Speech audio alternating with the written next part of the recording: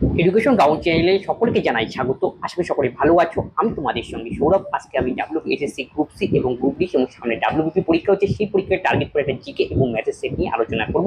এর আগে আমরা একাধিক ক্লাস দিয়েছি WBSSC group C, group D এবং ডাব্লিউবিপির উপর। এছাড়াও রেলওয়ের ক্লাস দেওয়া রয়েছে, সেগুলো প্লেলিস্টে দেওয়া রয়েছে, যাতে পর্যন্ত দেখতে পারো। আশা করি সেই ক্লাসগুলি তোমাদের আসন্ন পরীক্ষার জন্য হেল্পফুল হবে। ক্লাস শুরু করছি। প্রথম যে রয়েছে জিকে দিয়ে শুরু করছি। ভারতের প্রথম স্বর্ণ মুদ্রা ড্যাশ রাজবংশ দ্বারা জারি করা হয়েছিল? এর সঠিক উত্তর হবে কুষাণরা প্রথম ভারতে স্বর্ণ মুদ্রা জারি করেছিল। কুষাণ সাম্রাজ্যের যে ছিল বংশ ডায়ানেস্টি, এর প্রতিষ্ঠাতা ছিলেন কুজুল কদফিস। কুজল কদফিস। কুষাণ বংশের শ্রেষ্ঠ রাজা ছিলেন কনিষ্ক। তার রাজধানী ছিল পুরুষপুর। পুরুষপুর। আর কনিষ্ক সিংহাসনে বসেন ৭৮ এতে। এই সময় থেকে শকাব্দ ঘোষণা করা হয়। শকাব্দ ঘোষণা করা হয়। ট্রানজিস্টার ভিত্তিক কম্পিউটার সিস্টেম ড্যাশ প্রজন্মের কম্পিউটার তৈরি করা হয়েছিল? ট্রানজিস্টার যখন লাগানো হচ্ছে সেটা দ্বিতীয় প্রজন্ম, তাকে বলা হয় সেকেন্ড জেনারেশন কম্পিউটার। আর প্রথম প্রজন্মে ব্যবহার করা হয়েছিল ভ্যাকুয়াম টিউব। Vacuum tube. এবার আমাকে মেলাতে বলেছে কলাম এর সঙ্গে কলাম বি।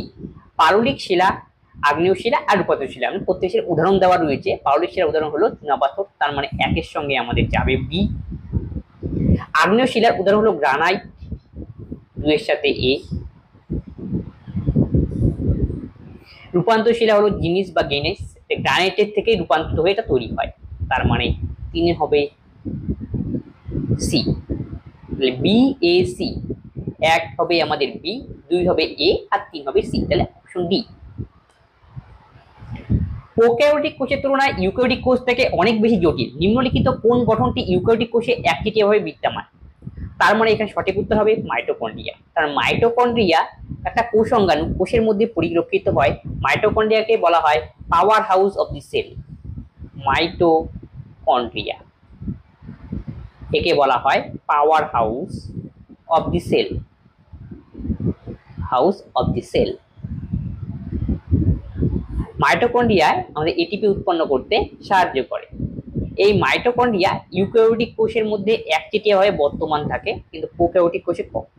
আর ইউক্যারিওটিক কোষ আর প্রোক্যারিওটিক কোষের মধ্যে মেইন ডিফারেন্স হলো কি, যে সমস্ত কোষের মধ্যে আদর্শ নিউক্লিয়াস থাকবে, আদর্শ নিউক্লিয়াস থাকবে, সেটাই হলো ইউক্যারিওটিক কোষ। আদর্শ নিউক্লিয়াস, এনফর নিউক্লিয়াস থাকবে, দেখো ইউক্যারিওটিক কোষ, তার উন্নত কোষ। আর প্রোক্যারিওটিক অনুন্নত কোষ, সেটা হলো কি মাইটোকন্ড্রিয়া সাধারণত একচেটিয়াভাবে ইউক্যারিওটিক কোষে দেখতে পাওয়া যায়। আর কোষ প্রাচীর, কোষ পর্দা, নিউক্লিয়াস এটা উভয়ের মধ্যেই থাকে। পুষ্যমিত্র সিংহ, যিনি শেষ মৌর্য সম্রাট বৃহদ্রথের সেনাপতি ছিলেন, রাজাকে হত্যা করে একটি নতুন রাজবংশ প্রতিষ্ঠা করেন। নিম্নলিখিতের মধ্যে কোনটি তার রাজবংশ ছিল? এখানে প্রশ্ন বলছে পুষ্যমিত্র।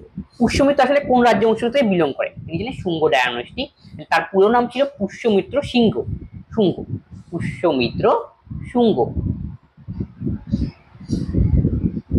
তিনি মৌর্য বংশের শেষ রাজা, শেষ মৌর্য সম্রাট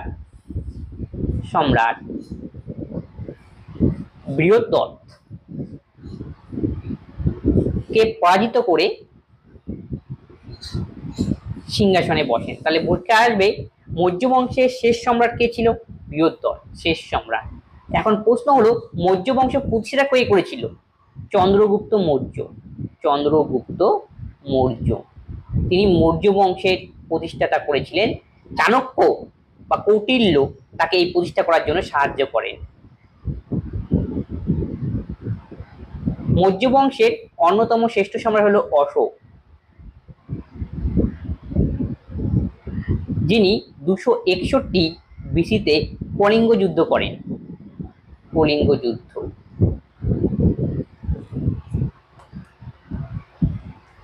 কোন ইউরোপীয় শক্তি সর্বপ্রথম ভারতে ব্যবসায়িক কেন্দ্র স্থাপন করেছিলেন? পর্তুগিজ। পর্তুগিজরা ভারতে এসেছিল 1498-তে। প্রথম তারা কেরলের কালিকট বন্দরে এসে উপস্থিত হয়। কেরলের কালিকট বন্দর। তারা ভারতবর্ষ থেকে মশলা ও অন্যান্য সামগ্রী ভারত থেকে ইউরোপীয় দেশে নিয়ে যেত, এটি ছিল এদের কি লক্ষ্য। সে প্রথম 1498 খ্রিস্টাব্দে প্রথম east India Vasco da Gama, Vasco da Gama এরাই নীল জল নীতি শুরু করেন। নীল জল নীতি, যিনি একজন গভর্নর ছিলেন পর্তুগিজদের, ফ্রান্সিসকো ডি আলমেডা, তিনি নীল জল নীতি চালু করেন। ফ্রান্সিসকো ডি আলমেডা, যাকে ইংরেজিতে বলা হয় ব্লু ওয়াটার পলিসি। নীল জল নীতি হলো কি, নীল জল, জল মানে সমুদ্র, সমুদ্রের মাধ্যমে তারা কি বিভিন্ন যে ভারত থেকে বিভিন্ন সম্পদ তাদের নিজেদের দেশে কি নিয়ে যেত, এই যে এই স্ট্র্যাটেজি, সেটাই হলো কি নীল জল নীতি নামে পরিচিত ছিল। নীল জল নীতি হবে এটা।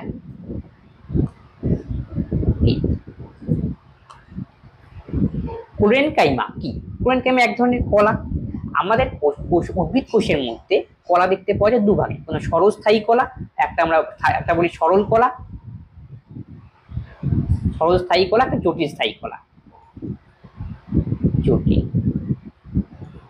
সরলের মধ্যে আছে ভাজক কলা। আচ্ছা, তোমরা একটু ডিটেলসে বুঝিয়ে দিচ্ছি। ভাজক কলা উদ্ভিদের দিয়ে দেখতে পাওয়া যায়। ভাজক কলা হলো সরল আর কি স্থায়ী, সরল আর স্থায়ী, এই দুই ভাগে ভাগ করা হয় প্রধানত। এই ভাজক কলার মধ্যে যে প্যারেনকাইমাটা রয়েছে সেটা হলো সরলস্থায়ী কলা আমরা বলি। সেই ভাজক কলার মধ্যে, এই সরলস্থায়ী কলার মধ্যে একজন দেখতে পাচ্ছি ক্লোরোপ্লাস্ট, যার মধ্যে সালোকসংশ্লেষ প্রক্রিয়া সম্পাদিত হয়। তাহলে পরীক্ষায় আসবে কুরেনকাইমা কি? কুরেনকাইমা হলো প্যারেনকাইমার একটা ভাগ। প্যারেনকাইমা কি? প্যারেনকাইমা একটা কলা যা উদ্ভিদের মধ্যে পরিলক্ষিত হয়। ওই প্যারেনকাইমার মধ্যে ক্লোরোপ্লাস্ট নামে এক ধরনের কোষ থাকে, যেখানে উদ্ভিদের সালোকসংশ্লেষ প্রক্রিয়া সম্পাদন করে।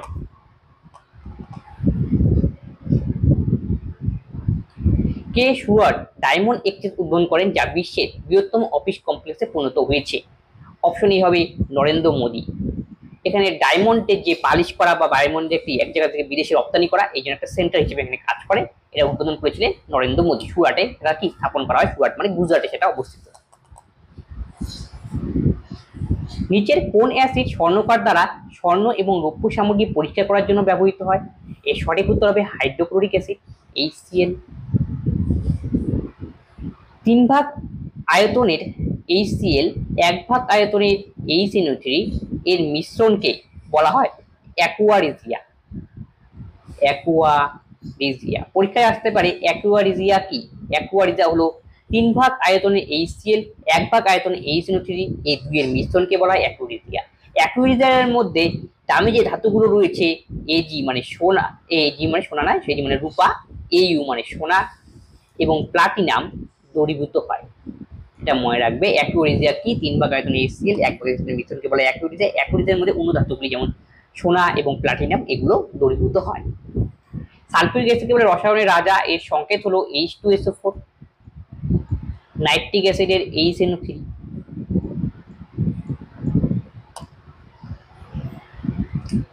ছৌ নৃত্য, মার্শাল ঐতিহ্য, মন্দিরের আচার ইত্যাদির মিশ্রণ, এটি ভারতের কোন অঞ্চলে প্রদর্শন করা হয়?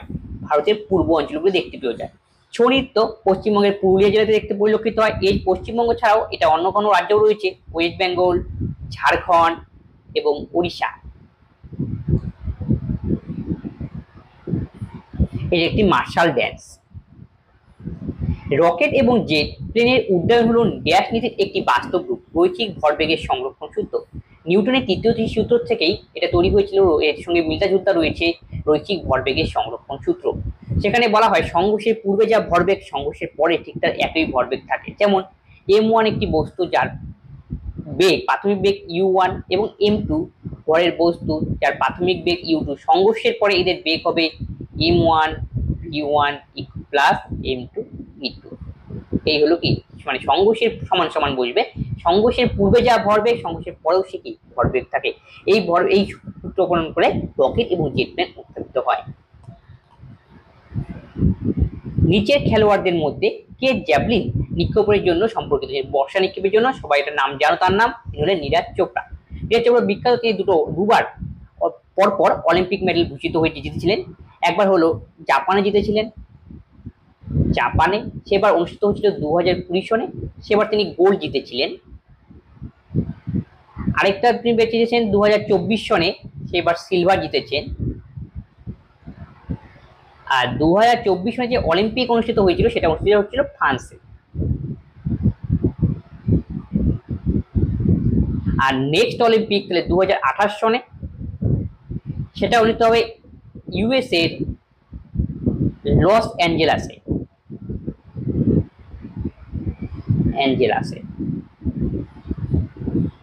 পঙ্কজ আদবানি একজন খেলোয়াড়, তিনি বিলিয়ার্ডের সঙ্গে যুক্ত।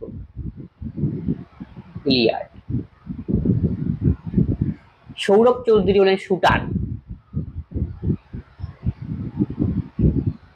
মানিকা বাত্রা তিনি টেবিল টেনিস খেলেন।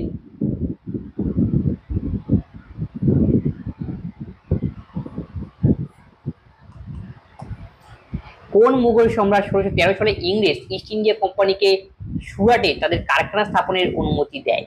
এর সঠিক উত্তর হবে অপশন এ, জাহাঙ্গীর। এবার একটা ম্যাথ। রাম এবং রমেশের বর্তমান বয়সের অনুপাত 3:5। 7 বছর পরে তাদের বয়সের অনুপাত 4:5 বলে রমেশের বর্তমান বয়স কত? তাহলে রাম এবং রমেশ নামে দুজন ব্যক্তি ছিল, তাই বয়সের অনুপাত 3:5। এখন বলছে 7 বছর পরে তাদের বয়সের অনুপাত দাঁড়ায় 4:5। তাহলে এখান থেকে বের করতে বলেছে আমাদের রমেশের বর্তমান বয়স কত। দেখো এই টাইপের অঙ্কের ক্ষেত্রে দেখো গ্যাপটা কত দেখে নাও। উপরের ক্ষেত্রে 2 আর নিচের ক্ষেত্রে 1। এই গ্যাপটাকে সমান করার জন্য অল্টারনেট দিয়ে গুণ করব। তাহলে উপরেরটাকে আমাকে গুণ করতে হবে 1 দিয়ে, নিচেরটাকে 2 দিয়ে। 4 দোকানে 8, 5 দোকানে 10। তাহলে কতটা বাড়লো? 3 থেকে 8 বিয়োগ করো 5, সমান তো বাড়বে। এই সমান করার জন্য আমি গ্যাপটাকে সমান করলাম। এই 5-এর ভ্যালুই হলো এই 7 বছর। এত বছর পরে বলেছে গ্যাপটাই, তার মানে 7 ইয়ার। তাহলে 1-এর ভ্যালু আমরা বলবো 7/5 বছর। আমাকে এখান থেকে বের করতে বলেছে রমেশের বর্তমান বয়স কত। রমেশ মানে পরেরটা, মানে 5-এর ভ্যালু আমাকে নির্ণয় করতে হবে। তাহলে 1-এর ভ্যালু যদি 7/5 হয়, 5-এর ভ্যালু হবে 7/5 ইন্টু 5, 5 5 কাটাকাটি। তাহলে সঠিক উত্তর হবে 7 বছর। Option C. গলকণ্ড রোগের চিকিৎসায় কোন আইসোটোপ ব্যবহার করা হয়? গলকণ্ড চিকিৎসায় আয়োডিন 131 ব্যবহার করা হয়। আয়োডিন হলো থাইরক্সিন হরমোনের একটা উপাদান। আয়োডিন থাইরক্সিন হরমোনের কম ক্ষরণে বা বেশি ক্ষরণে আয়োডিন হবে গলকণ্ড রোগে। গলকণ্ড গলা ফুলে যাবে। কোভার 16 এগুলি একটি 16 এগুলি বিভিন্ন চিকিৎসার কাজে ব্যবহার করা হয়। এটা আইসোটোপ। এগুলো কোভার 16 ব্যবহার করা হয় ক্যান্সারের চিকিৎসায়। সোডিয়াম 24 এটা সাধারণত ব্যবহার করে লিকেজের ক্ষেত্রে। জলে মাটির নিচে কোনো পাইপ, জলের পাইপ ঢুকানো হলে সেই পাইপে লিকেজ আছে কিনা সেই লিকেজ নির্ধারণের জন্য ব্যবহার করা হয় সোডিয়াম 24। ইউরেনিয়াম 235 এটি একটি নিউক্লিয়ার পদার্থ। নিউক্লিয়ার জ্বালানিতে ব্যবহার করা হয় এটাকে। নিউক্লিয়ার জ্বালানিতে ফুয়েল হিসাবে uranium 235।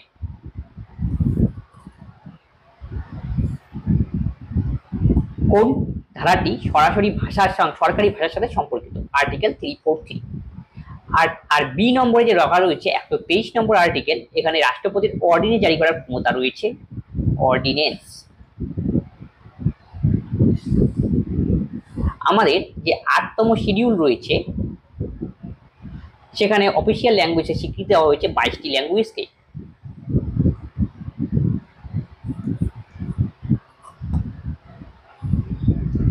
The yoga Sutra for children এই বইটি লেখক বা লেখিকা কে? লিখেছিলেন রূপা পাই। অপশন ডি হবে এর সঠিক উত্তর। ঝুম্বা লাহিড়ীর বিখ্যাত অনেকগুলি বই রয়েছে, তার মধ্যে একটি হলো the lowland, namesake, Kiran দেশাইয়ের বিখ্যাত বই পরীক্ষা আছে, এটা হলো ইনহেরিটেন্স লস। হেরিটেন্স লস। রাস্কিন বন্ড তিনি একজন বিখ্যাত লেখক, তার বিখ্যাত বই the room in the roof, the blue umbrella.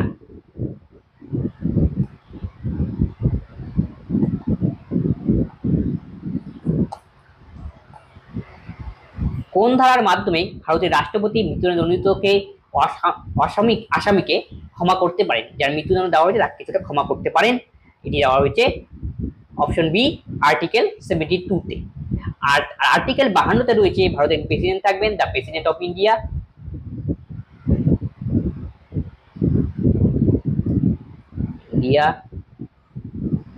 Article 70 ছিল জম্মু কাশ্মীরের স্পেশাল স্ট্যাটাস। এটাকে এখন উইথড্র করা হয়েছে 2019 সনে, অ্যাবলিশ করে দেওয়া হয়েছে। ধারা 100 তে রয়েছে আর্টিকেল 100 লোকসভা এবং রাজ্যসভার বিভিন্ন প্রসিডিওর বা কার্যাবলী সম্পর্কে।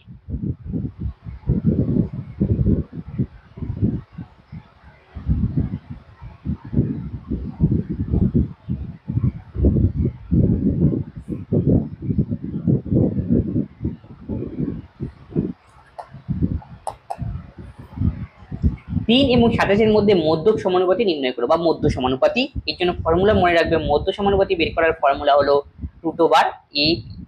এর মান 3 আর বির মান 27, 3 কে 27 দিয়ে গুণ করলে 81, 81 বর্গমূল করলে আমরা পাবো 9। অপশন বি হবে সঠিক উত্তর।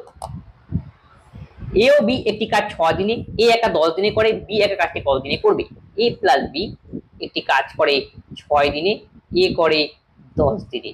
তাহলে বি একা কত দিনে কাজটি করবে? তার মানে এ প্লাস বি থেকে একে আমাকে বিয়োগ দিতে হবে। তাহলে এলসিএম করে নাও 30, 5 6 30, 3 10 30 বিয়োগ করলে এফিসিয়েন্সি কত হয় তাদের ডিফারেন্সটা নিতে হবে, যেহেতু আমাদের বি এর মান বের করতে হবে। তাহলে বি এর এফিসিয়েন্সি দরকার, বি এর এফিসিয়েন্সি টোটাল এফিসিয়েন্সি 5, তার থেকে এর এফিসিয়েন্সি 3 বিয়োগ দিব। তাহলে বি এর এফিসিয়েন্সি পাবো 2, আমাদের বি এর টাইম দাঁড়াবে 300 বাই বি এর এফিসিয়েন্সি 2 কাটাকাটি করলে হবে 15। Option D. আর এরকম বিয়োগ তোমরা ফর্মুলার সাহায্যে করে নেবে, A B by A minus B. A মানে 6 আর বি মানে 10, এ মানে 10 6 গেলে হবে 4। 2 দিয়ে কাটাকাটি, 3 দোকানে 6, 2 দোকানে 4, 5 দোকানে 10, 3 5 15 দিন। নেক্সট অঙ্কে দেখতে আসছি, যদি 18টি পণ্যের বিক্রয় মূল্য 21টি পণ্যের ক্রয় মূল্যের সমান তাহলে ক্ষতি বা লাভের শতাংশ কত? তাহলে 18টার এসপি ইজ ইকুয়াল টু 21টার সিপি। তাই ছোট করে নিতে পারো, 3 6 18, 3 7 21, তার মানে বলতে পারি 6টার এসপি ইকুয়াল টু 60টার সিপি। সিপি মানে ক্রয় মূল্য। এটার দাম দুটো সেম হবে, মানে 6টার বিক্রয় মূল্য যা, 60টার ক্রয় মূল্যও তা। আমি ধরলাম সেটা 42। তাহলে বলতে পারি একটার এসপি ইকুয়াল টু 6 7 কত? 42। 6 দিয়ে ভাগ হবে, 6টার যেহেতু এসপি 42 টাকা, তাহলে একটার এসপি হবে 42 কে 6 দিয়ে ভাগ, মানে 60 টাকা। আবার 60টার সিপি 42 টাকা, তাহলে এখান থেকে আমি বলবো একটার সিপি হবে 6 7 42 টাকা। তাহলে কস্ট পাই 6 আর বিক্রয় মূল্য হলো 7, তাহলে নিশ্চয়ই আমাদের লাভ হলো। লাভ কতটা হলো? 1, আর লাভের হাফ আমরা কস্ট প্রাইসের উপর বের করি, ইনটু 100, 50 2 3, তাই 16 সমস্ত 2/3% লাভ। 18টার বিক্রয় মূল্য আর বলছে 6 মূল্য সমান, তার মধ্যে করলাম। তারপরে 6 7, 6টার বিক্রয় মূল্য 60টার ক্রয় মূল্যের সমান। আমি টোটাল দামটা ধরে নিলাম 42 টাকা। তাহলে এখান থেকে বলতে পারি 6টার বিক্রয় মূল্য 42, তাহলে একটার বিক্রয় মূল্য 6 7 42 7, আবার 60টার ক্রয় মূল্য 42, তাহলে একটার ক্রয় মূল্য হলো 6। ক্রয় মূল্য কম আর বিক্রয় মূল্য বেশি, তার মানে লাভ হলো। আর লাভের কত? এত। আর পরীক্ষার সময় এই টাইপের অঙ্ক ডাইরেক্ট করবে, এই গ্যাপটা নেবে, গ্যাপ কত? 1। আর সিপি এসপি, আর এই ক্ষেত্রে যদি একবারে অঙ্ক করে সেক্ষেত্রে এসপিটা নিচে দিতে হবে, ইনটু 100, 50/3।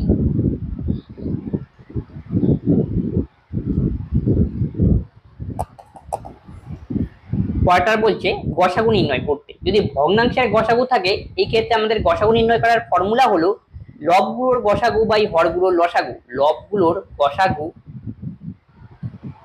ডিভাইডেড বাই হরগুলোর লসাগু। আর যদি বলতো লসাগু নির্ণয় করতে, উল্টো হতো, লবগুলোর লসাগু হরগুলোর গসাগু। তাহলে গসাগু বলেছে, তাহলে উপরের গুলোর আমরা গসাগু করব। 3 4 7 গসাগু করলে 1, আর নিচে রয়েছে হর 2 5 7, এদের আমাদের উপরের গুলোর গসাগু আর নিচের গুলোর লসাগু, মানে 2 5 7 লসাগু করতে হবে। 2 5 7 লসাগু করলে আমরা পাবো 60। এটাই হবে আমাদের সঠিক উত্তর।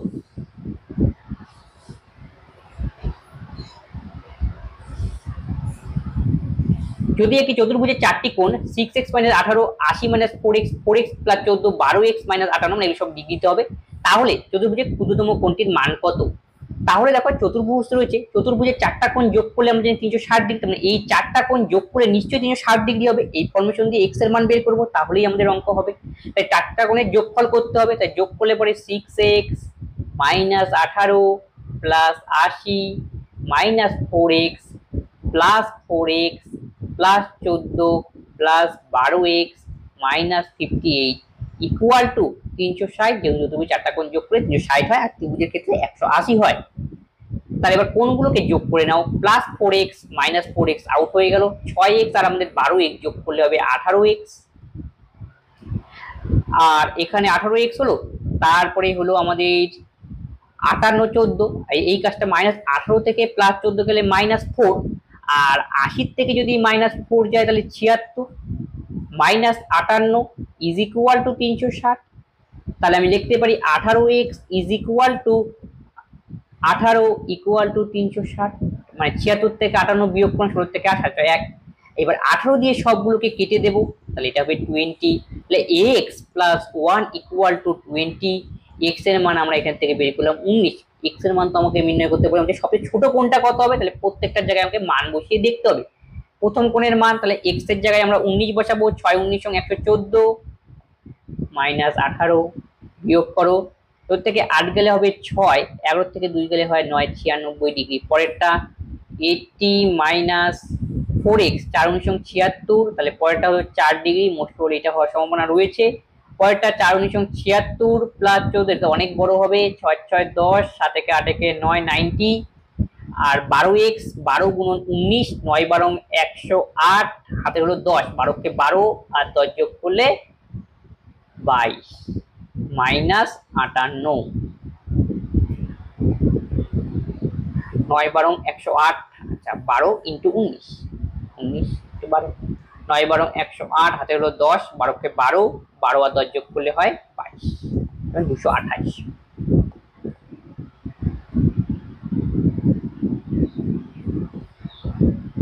বিয়োগ করো 0 0, 22 থেকে যদি আমরা 15 বিয়োগ করি, 15 গেলে হবে 15 17, 170। এখন বলছি আমরা সবচেয়ে ছোট কোণটা 4 ডিগ্রি, এর মধ্যে সবচেয়ে ছোট, 4 ডিগ্রি হবে কারেক্ট অ্যান্সার। নিম্নলিখিত কোন শস্যটি রবি শস্যের উদাহরণ? রবি শস্য মানে কি? এই সময় ফসল সাধারণত শীতকালে ওঠে, তার মানে অক্টোবর নভেম্বর মাসে যেগুলো চাষ করা হয় এবং কাটা হয় মার্চ মাসে, সেই ধরনের ফসলকে আমরা বলি সাধারণত রবি শস্য, মানে শীতকালে সাধারণত হয় চাষ হয়, সেটাই হলো রবি শস্য। তাহলে এখানে বলছে নিচের কোনটি রবি শস্যের উদাহরণ? অপশন ডি সরিষা। আর খারিফ শস্য মানে হলো যে সমস্ত ফসলগুলো জুন জুলাই মাসে রোপণ করা হয় আর কাটা হয় অক্টোবর নভেম্বর মাসে, সেই সমস্ত ফসলগুলিকে বলা হয় খারিফ শস্য। ধান হলো খারিফ শস্য, ভুট্টা এগুলো চিনাবাদাম এগুলি প্রত্যেকটি খারিফ শস্য, রোপণ করা হয় কাটা হয়। স্রোতের প্রতিকূলে একটি নৌকার গতিবেগ 8 কিলোমিটার পার আওয়ার, স্রোতের অনুকূলে গতিবেগ 15 কিলোমিটার পার আওয়ার, স্থির জলে নৌকার গতিবেগ ও স্রোতের গতিবেগ কত? তাহলে প্রতিকূলে নৌকার গতিবেগ দেওয়া রয়েছে, মানে আপস্ট্রিমের ক্ষেত্রে নৌকার গতিবেগ 8 কিলোমিটার পার আওয়ার, এবং স্রোতের অনুকূলে মানে ডাউন স্ট্রিম যাকে আমরা বলি সেই ক্ষেত্রে গতিবেগ 15 কিলোমিটার পার আওয়ার। আমাকে এখান থেকে নির্ণয় করতে বলছে বোটের গতিবেগ আর স্রোতের গতিবেগ। বোটের গতিবেগ বের করার ফর্মুলা হলো down plus up divided by 2, আর স্রোতের গতিবেগ বের করার ফর্মুলা হলো সেটা বিয়োগ হয়ে যাবে, খালি down minus up divided by 2। ডাউনের মান 8 15 আর আপের মান 8 15 8 যোগ করলে হবে 23, তাকে 2 দিয়ে ভাগ। ডাউনের থেকে আপ বিয়োগ করো, 15 থেকে 8 বিয়োগ করলে 7, তাকে 2 দিয়ে ভাগ। তাহলে 11.5, 7 কে যদি 2 দিয়ে ভাগ করো 3.5। সঠিক উত্তর হবে অপশন সি, নৌকার গতিবেগ সবসময় বেশি 11.5 আর স্রোতের 3.5। একটি নলাকার স্তম্ভের বক্রপৃষ্ঠের ক্ষেত্রফল 528 বর্গমিটার এবং এর আয়তন 1838 ঘনমিটার, তাহলে ব্যাসার্ধ উচ্চতার অনুপাত কত? নলাকার স্তম্ভ বলতে সেটাকে বলা যায় চোঙের কথা এখানে বলা হয়েছে। তাহলে চোঙের পৃষ্ঠতলের ক্ষেত্রফল, এই পৃষ্ঠতলের ক্ষেত্রফলে বের করার ফর্মুলা হলো চোঙের 2 পাই আর এইচ, যার ভ্যালু হলো 528। আবার চোঙের আয়তন বের করার ফর্মুলা হলো পাই আর স্কয়ার এইচ এবং এর আয়তনের মান দেওয়া রয়েছে 1848। এইটুক, তার মানে আমি যদি 1 নং ধরি, এটাকে 2 নং ধরি, তাহলে 2 থেকে যদি আমরা 1 ভাগ করে দেই 2 ভাগ 1, তাহলে পাবো আমরা pi r square h divided by 2 pi r h is equal to 1848 by 528। এখন 2 দিয়ে তুমি কাটাকাটি করো, 2 দিয়ে কে কাটবো, 2 দোকানে 4, 4 গেলে 1, 6 দোকানে 12, 4 দোকানে 8। আর এখানে দেখো আমরা এইচ এইচ কাটবো, পাই পাই কাটবো, আর কাটবো, তাহলে আর এর মান আমরা এখান থেকে বের করতে পাবো। 2 দিয়ে 26 দোকানে গেল কাটাকাটি। এখন তুমি এটা কাটাকাটি করে নাও, তাহলে দেখো 6 দিয়ে 4 দিয়ে 4 6 24, 2 4 6 24, 4 4 16, 2 24, 4 দিয়ে কাটাকাটি করি, 4 6 24, 26 থেকে 24 গেলে 2 24, 4 6 24, 4 দিয়ে কাটাকাটি করো, 4 4 16, 18 থেকে 16 গেলে 2 24, 4 6 24, 4 দোকানে 8, 11 দিয়ে যাচ্ছে, 6 11 66, 11 দিয়ে কাটাকাটি করলে 4 11 44, 44 গেলে 2 22, 11 দোকানে 22, 6 7 42। তাহলে আর এর মান আমরা এখান থেকে বের করলাম 7। আর এর মান তো বের হয়ে গেল, আমাদের এইচ এর মান বের করা। তাহলে 1 নং ইকুয়েশনে আর এর মানটা বসিয়ে দিয়ে এইচ এর মান বের করব। তাহলে 2 পাই এর মান 22/7 এবং আর এর মান তো 7 বের করলাম, into H is equal two 528।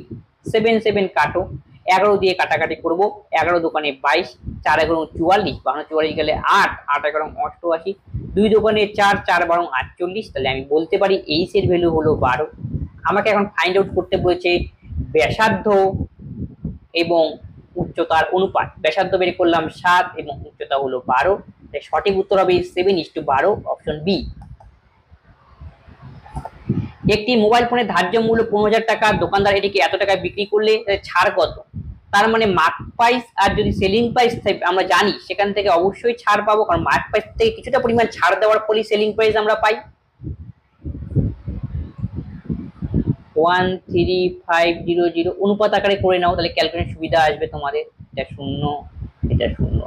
15 দিয়ে কাটাকাটি করতে পারো, 15 দিয়ে কাটাকাটি করলে 10, 9 15 35। তাহলে ধার্য মূল্য ছিল অনুপাত হিসাবে 10 টাকা এবং বিক্রয় মূল্য 9 টাকা, তার মানে 1 কমলো। এটাই হলো ছাড়। আসলে ছাড়টা বের করবো আমরা মার্ক প্রাইসের উপরে into 100, 10%,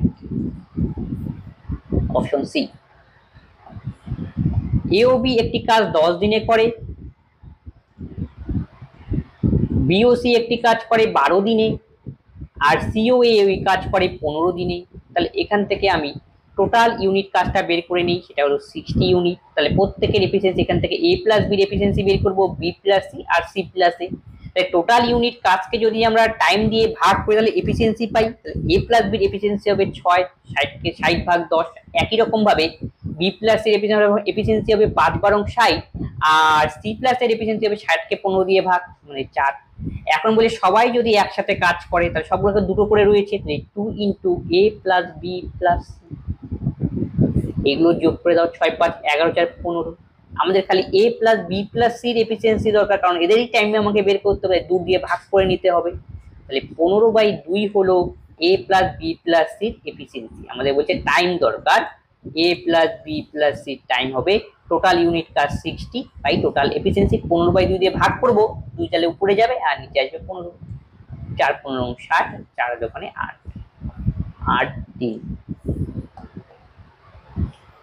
x square minus 3x plus 4 সমীকরণের মূলের যোগফল ও গুণফল নির্ণয় করো। এটা হলো একচলক ঘাত বিশিষ্ট দ্বিঘাত সমীকরণ, যাকে আমরা বলি এটা হলো একচলক ঘাত দ্বিঘাত সমীকরণের standard equation, x square plus bx plus c। আর যেহেতু দ্বিঘাত সমীকরণ, তাহলে এর সমাধান করে আমরা দুটো মান পাবো, মানে দুটো বীজ পাবো, আলফা বিটা। আর দুটো বীজের যোগফল কত হয় একটা ফর্মুলা রয়েছে, সেটা হলো -b/a, আর গুণফল হয় c/a। বি মানে বোঝা যাচ্ছে এক্স এর সহগ, আর এ মানে এক্স স্কয়ারের সহগ, সি মানে যে কনস্ট্যান্টটা আমরা থাকবে। আর আমাদের এখানে সেরকমই একটা ইকুয়েশন দেওয়া রয়েছে, সেটা হলো x square minus 3x plus 4 equal to 0। এই ইকুয়েশনটা দেখতে অনেকটা x square bx plus C এর মতো, কারণ কি এক্স এর মধ্যে সর্বোচ্চ ঘাত 2, তার মানে এটা একচলক ঘাত দ্বিঘাত সমীকরণ। তাহলে এখানে যদি একচলক ঘাত দ্বিঘাত সমীকরণ হয়, তাহলে আমি এই ফর্মুলাগুলো ইউজ করতে পারবো। এখন যোগফল বের করার ফর্মুলা হলো alpha plus beta equal to -b/a। B এর মান মানে এক্স এর সহগ, এক্স এর সহগ -3, তাহলে মাইনাসে মাইনাসে +3, আর এ মানে এক্স স্কয়ারের সহগ যা রয়েছে 1, তাহলে আলফা প্লাস বিটার মান হলো 3। আর একই রকম ভাবে আলফা ইনটু বিটার মান হবে c/a, আমাদের ফর্মুলা দিয়ে সি এর মান 4 আর এর মানে এক্স স্কয়ারের সহগ সেটা হলো 1, তাহলে 3। আমাকে প্রশ্নে কি বলছে, যোগফল আর গুণফলের মান কত? যোগফলের মান আমরা বের করলাম 3 আর গুণফলের মান বের করলাম 4, তাহলে 3,4 হবে আমাদের সঠিক উত্তর। পাতলা সবুজ রঞ্জক পদার্থ নিচে কোন উপাদানটি থাকে? উদ্ভিদের যে পাতা রয়েছে, পাতা যে সবুজ রঞ্জক পদার্থ, সেখানে ম্যাগনেসিয়াম পাওয়া যায়। ফসল কাটার উৎসব নবান্ন দেশে পালিত হয়। নবান্ন উৎসব পালিত হয় যখন ফসল উৎপাদন হয় প্রথমবার, সাধারণত নবান্ন উৎসব পালিত হয় এটা পশ্চিমবঙ্গে ফসল কাটার পর। শরীরের কোথায় প্রোটিন হজম শুরু হয়? শরীরের প্রোটিন হজম শুরু হয় পাকস্থলী থেকে। পাকস্থলীতে কতগুলো এনজাইম নির্গত হয়? পাকস্থলীতে যেমন একটা এনজাইম হলো পেপসিন। পেপসিন, এই পেপসিন এনজাইম আমরা যে খাবার খাই, খাবারের মধ্যে প্রোটিন জাতীয় খাবার থাকে, সেই প্রোটিন জাতীয় খাবারকে ডাইজেস্ট করতে সাহায্য করে এই একটা পেপসিন এনজাইম। তাহলে মনে রাখতে হবে কোন এনজাইম প্রোটিন জাতীয় খাবারে সাহায্য করে? পাকস্থলীতে করে পেপসিন এনজাইম। আমাদের পাকস্থলীতে পেপসিন এনজাইম ছাড়াও একাধিক এনজাইম নির্গত হয়, এছাড়াও HCl নির্গত হয়। HCl কি করে? একটা অ্যাসিডিক মিডিয়াম তৈরি করতে সাহায্য করে যাতে খাবার সহজে হজম হয়, তার ডাইজেস্টে অংশগ্রহণ করে। এছাড়া কোনো যদি রোগ জীবাণু প্রবেশ করে সেটাকে ধ্বংস করতে সাহায্য করে HCl। এখন প্রশ্ন হলো, HCl আমাদের পাকস্থলীর মধ্যে পাওয়া যায়, কারণ HCl তো ক্ষতিকারক, পাকস্থলীকে ক্ষতি করে না, এই কারণে যে পাকস্থলীর মধ্যে একটা মিউকাস মেমব্রেন নামে এক ধরনের পর্দা থাকে, তারপরে HCl দ্বারা ক্ষতিগ্রস্ত হয় না। আর আমাদের মুখগহ্বর রয়েছে, মুখগহ্বরে হলো মেইনলি মনে রাখবে কার্বোহাইড্রেট জাতীয় খাবারের পরিপাক শুরু হয়।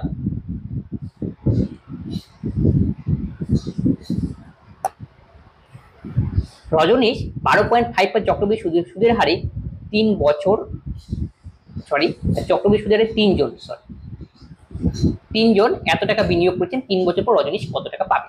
তার মানে কম্পাউন্ড ইন্টারেস্টের অঙ্ক, তার 3 জনে মিলে বিনিয়োগ করেছে এত টাকা, মানে এটা প্রিন্সিপালের মান 10240, আর রেট অফ ইন্টারেস্ট দেওয়া রয়েছে 12.5%।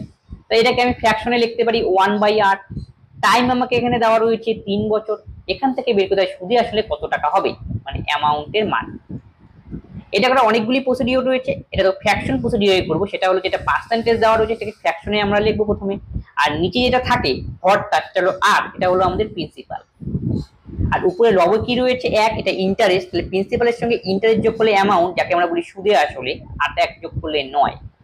এখন তোমাকে দেখতে হবে কত বছরের অঙ্ক বলেছে, 3 বছরের অঙ্ক, মানে 3 বছরের কম্পাউন্ড ইন্টারেস্ট নির্গত হবে, তখন আমরা কিউব করতে হবে। 8 এর কিউব হলো 512, 9 এর কিউব 729।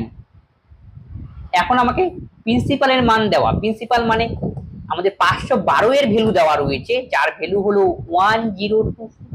আমাকে এখান থেকে বের করতে হবে 729 এর ভ্যালু কত, সেটাই তো আমাদের অ্যামাউন্ট। এখন তুমি লক্ষ্য করো 512 এর ভ্যালু যদি 1024 হয়, সরি 10240, একটা শূন্য বেশি হবে। তাহলে 512 এর ভ্যালু যদি 10240 হয়, তাহলে 729 এর ভ্যালু করো, সেটাই হবে আমাদের অ্যামাউন্টের মান। 512 কে যদি আমরা 2 দিয়ে গুণ করি তাহলে 1024, পাশে একটা শূন্য 20 গুণ, তাহলে বোঝা যাচ্ছে 729 কে যদি আমি 20 দিয়ে গুণ করি সেটাই হবে আমাদের অ্যামাউন্ট। তাই 9 দোকানে 18, 2 দোকানে 4 একে 5, 7 দোকানে 14, পাশে একটা শূন্য রয়েছে বসিয়ে দিলাম 14580, 14580, অপশন বি। নেক্সট অঙ্ক, প্রদত্ত রাশিমালাটির মান নির্ণয় করতে বলছে, মানে সিম্পলিফিকেশন। আমরা এটা বদমাশ নিয়ম অনুযায়ী করবো। প্রথমে যেহেতু ভাগের কাজ রয়েছে সেই কাজটা আগে করবো। 14 কে 7 দিয়ে ভাগ করলে হয় 2, 2 কে 1 দিয়ে গুণ করলে 2 অক্ষে 2, প্লাস 3 মাইনাস, এবার থার্ড ব্র্যাকেটের ভিতরে আসছি, তাহলে +7 -7 আউট হয়ে গেল। তাহলে মাইনাসে মাইনাসে প্রথমে এখানে রয়েছে 3, 18 মাইনাস সেকেন্ড ব্র্যাকেট 15, তাহলে মাইনাসে মাইনাসে প্লাস, তাহলে +2, তাহলে 2 প্লাস 3 মাইনাস 18 বিয়োগ 17, 3 2 5 বিয়োগ 18 থেকে 17 বিয়োগ করলে 1, 5 এর থেকে 1 বিয়োগ করলে হবে 4, অপশন সি। নিম্নলিখিত বিকল্পগুলির মধ্যে কোনটি কৃষি এবং গ্রামীণ উন্নয়ন রাষ্ট্রীয় ব্যাংক প্রতিস্থাপনের বছর হিসেবে বেছে নিই, মানে কোন বছর কৃষি এবং গ্রাম উন্নয়ন ব্যাংক স্থাপিত হয়েছে 1982 সনে, যাকে আমরা বলি ন্যাবার্ড। এই যে ন্যাবার্ড রয়েছে এর হেডকোয়ার্টার রয়েছে মুম্বাই।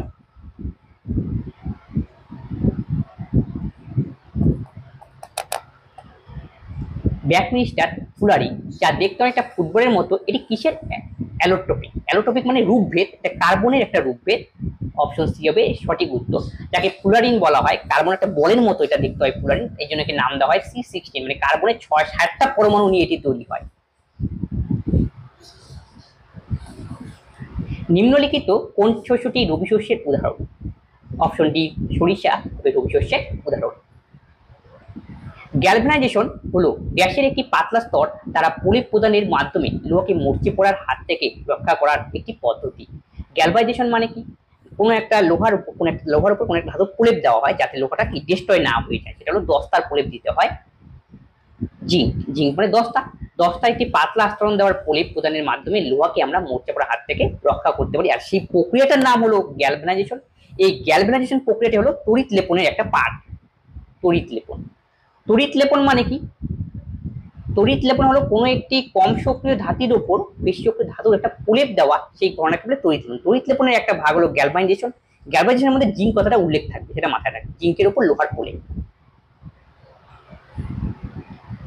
একটি সংখ্যার 7/4 অংশ সংখ্যাটি নিজের চেয়ে 36 বেশি সংখ্যাটি কত? তাহলে একটি সংখ্যার 7/4 অংশ, সংখ্যাটা আমরা জানি না, সংখ্যাটা আমি 4 ধরে নিলাম, তাহলে সংখ্যাটা একটি সংখ্যা 4, নাম্বারটা 4, তার যদি 7/4 অংশ আমরা করি তাহলে নতুন সংখ্যা হবে, তার মানে 7/4 কে 7/4 দিয়ে গুণ করলে 7 হবে। আর এই যে দুটোর মধ্যে যে গ্যাপ একটার থেকে একটা বেশি, সেটা হলো 3, এই 3 এর ভ্যালু 36, একের ভ্যালু হবে 12। আমাদের সংখ্যাটা কত? সংখ্যা মানে আমাদের 4, 4 এর ভ্যালু নির্ণয় করতে হবে, 4×12 = 48। 7 বছর প্রতি বছর 6% হারে একটি মূলধনের উপর এত টাকা পর্যন্ত সরল সুদ প্রাপ্ত হয়েছে, মূলধনের পরিমাণ কত? তাহলে এটা আমাদের সরল সুদের অঙ্ক। ফর্মুলা হলো আমাদের I = PTR/100, এবং মূলধনের উপর এত টাকা পর্যন্ত সুদ, তার মানে 3360 হলো আমাদের ইন্টারেস্ট। আমাকে বের করতে হবে পি এর মান, এবং এখানে টি কত দেওয়া রয়েছে 7 বছর, আর এটাও কিন্তু 6, তার মানে 7 × 6 / 100। এবার কাটাকাটি করো, 4 × 7 = 28, 7 দিয়ে কাটাকাটি করলে 4 × 7 = 28, 4 কাটাকাটি করলে 5 = 56, 7 × 8 = 56, 480, 6 দিয়ে কাটাকাটি করলে 6 × 8 = 48, একটা শূন্য। পির মান এখান থেকে আমরা বের করব 8000, অপশন এ। একটি ঘনকের আয়তন কত হবে যদি তার মোট পৃষ্ঠতলের ক্ষেত্রফল 1944 হয়? তার ঘনক মানে লুডুর ছক্কার মতো দেখতে ফিগার, আর সেই ঘনকের মোট পৃষ্ঠতলের ক্ষেত্রফল দ্বারা রয়েছে 1944। তাহলে ঘনকের মোট পৃষ্ঠতলের ক্ষেত্রফলের ফর্মুলা তোমাকে জানতে হবে, যার ফর্মুলা হলো 6 × বাহু স্কয়ার, এর ভ্যালু 1944। তাহলে a স্কয়ার = 1944/6, কাটাকাটি করে দাও, 3 × 6 = 18, 8 হাতে হলো 1, 6 দোকানে 12, 2 4 × 6 = 24। তাহলে a স্কয়ার = 324। তাহলে এর মান নিশ্চয়ই রুট করতে হবে, এর মান পাবো 18। এখানে আমাকে বের করতে বলছে এর আয়তন কত, তাহলে ঘনকের আয়তন বের করার ফর্মুলা হলো বাহুর কিউব। আমরা এখানে বাহুর মান জানলাম 18, তার মানে 18 কিউব, আর 18 কিউব করলে আমরা পাবো 5832, তার মানে অপশন এ। আজকে ক্লাসে ম্যাথ এবং জিকে মিলিয়ে এই 31খানা কোশ্চেন ছিল, সেগুলি সলভ হলো। যদি কোনো কোশ্চেনে তোমাদের ডাউট হয় অবশ্যই তোমরা কমেন্ট বক্সে কমেন্ট করবে, বন্ধুদের সঙ্গে ক্লাসগুলি শেয়ার করে দাও, সকলেই এই ক্লাস থেকে উপকৃত হয়। তবে আজকে ক্লাস আমরা এখানেই শেষ করছি, পরের ভিডিওতে আবার দেখা হচ্ছে। ধন্যবাদ।